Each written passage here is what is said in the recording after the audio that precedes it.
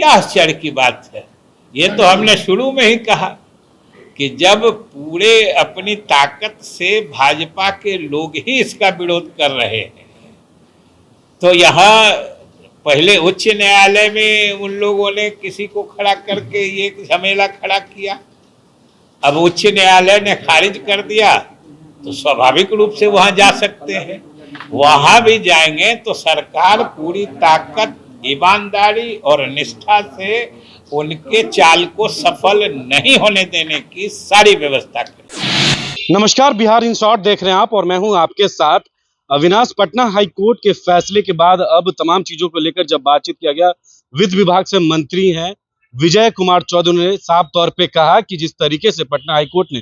फैसला दिया है, याचिका को खारिज किया है, जिस तरीके स्टे लगा हुआ था जातिगत जनगणना को लेकर, यह जो फैसला है केवल स्वागत योग्य नहीं बल्कि कार्य प्रगतिशील है। और इस फैसले को स्वागत करते हुए उन्होंने ये भी कहा कि जातीय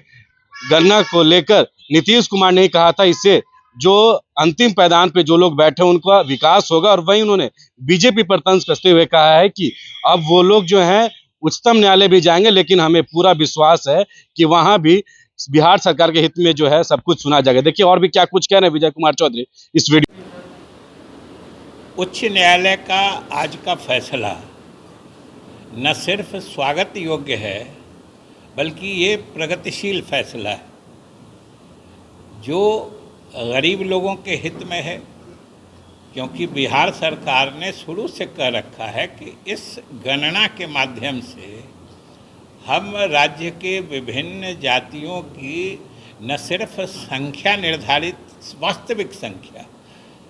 संख्या आकलन कर रहे हैं बल्कि उनकी सामाजिक और आर्थिक स्थिति का भी सर्वेक्षण कर रहे हैं। ये बड़ा काम हो रहा था लेकिन बीच में ही न्यायालयीय हस्तक्षेप से रुक गया था। आज ये सरकार के लिए संतोष की बात है कि उच्च न्यायालय के इस फैसले से जो नीतीश कुमार जी के नेतृत्व में महागठबंधन की सरकार चल रही है उसकी नीति और नीयत दोनों की जीत की पुष्टि होती है और दोनों की जीत का यह प्रतीक है, क्योंकि सरकार ने शुरू से कहा था कि हम हर हाल में जातीय गणना कराने के लिए कृत संकल्पित हैं, कटिबद्ध हैं। और सरकार ने अपना पक्ष मजबूती से उच्च न्यायालय में रखा और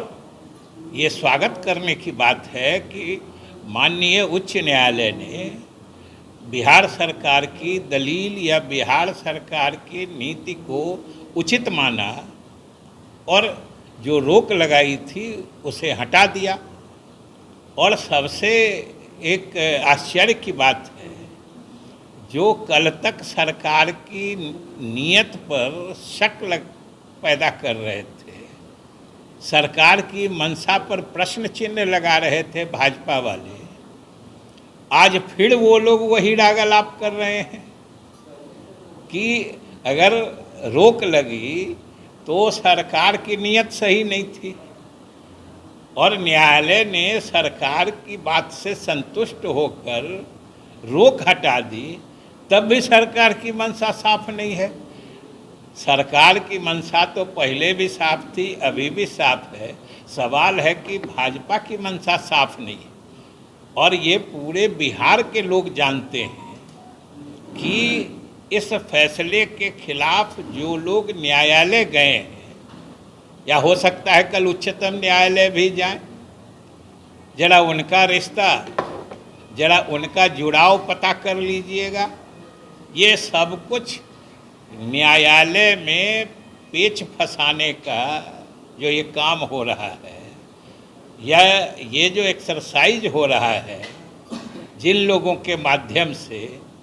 सबके पीछे भाजपा ही होती है, किसी न किसी तरीके से इस काम को रोका जाए। लेकिन आज ये प्रसन्नता की बात है कि माननीय उच्च न्यायालय ने बिहार सरकार के इस फैसले को सही माना है और जातीय गणना को आगे बढ़ाने की इजाज़त दे दी है। हम सरकार की तरफ से और महागठबंधन की तरफ से भी इसका स्वागत करते हैं, क्योंकि यह एक प्रगतिशील फैसला है और सरकार भी जो गणना का काम जहां पे रुका हुआ था उससे आगे तत्काल इसे बढ़ाने का काम शुरू कर देगी। कितना दिन में मतलब रिपोर्ट अब तैयार हो सकता है? नहीं, ये तो उसकी प्रक्रियात्मक बात होती है। कितना दिन में तैयार होता है इससे ज़्यादा महत्वपूर्ण है कितने विश्वसनीय आंकड़े बनते हैं। इसलिए जितना दिन भी लगे लेकिन आंकड़े विश्वसनीय हासिल हों, इस पूरी प्रक्रिया से सरकार की प्राथमिकता ये है, क्योंकि अलग अलग जातियों की संख्या तो अलग अलग जातियों के द्वारा भी दावा किया जाता है, जो कि सब जातियों की संख्या या प्रतिशत जो संबंधित जाति के लोग दावा करते हैं उन सबको जोड़ दीजिएगा तो आपको 100 में पता नहीं 200 की संख्या आज निकल जाएगी। इसलिए सही माने में किस जाति के कितने लोग बिहार में बसते हैं और इतना ही नहीं उनकी संख्या क्या है और उनकी सामाजिक आर्थिक स्थिति कैसी है, वो भी इस गणना के माध्यम से इसका भी सर्वेक्षण हो रहा है। क्योंकि हर जात में गरीब हैं, इससे गरीब की पहचान होगी, हर जात के गरीब लोगों की पहचान होगी और आगे भविष्य में इन आंकड़ों के आधार पर उनके लिए कल्याणकारी योजनाओं के निर्माण में भी मदद मिलेगी। इसलिए ये बड़ा भारी क्रांतिकारी कदम है और सब लोग जानते हैं कि हम लोगों ने तो, क्योंकि क्या आश्चर्य की बात है, ये तो हमने शुरू में ही कहा कि जब पूरे अपनी ताकत से भाजपा के लोग ही इसका विरोध कर रहे हैं तो यहाँ पहले उच्च न्यायालय में उन लोगों ने किसी को खड़ा करके ये झमेला खड़ा किया, अब उच्च न्यायालय ने खारिज कर दिया तो स्वाभाविक रूप से वहाँ जा सकते हैं। वहाँ भी जाएंगे तो सरकार पूरी ताकत, ईमानदारी और निष्ठा से उनके चाल को सफल नहीं होने देने की सारी व्यवस्था करेगी। तो आपने सुना, साफ तौर पे विजय कुमार चौधरी कह रहे हैं कि जो फैसला पटना हाईकोर्ट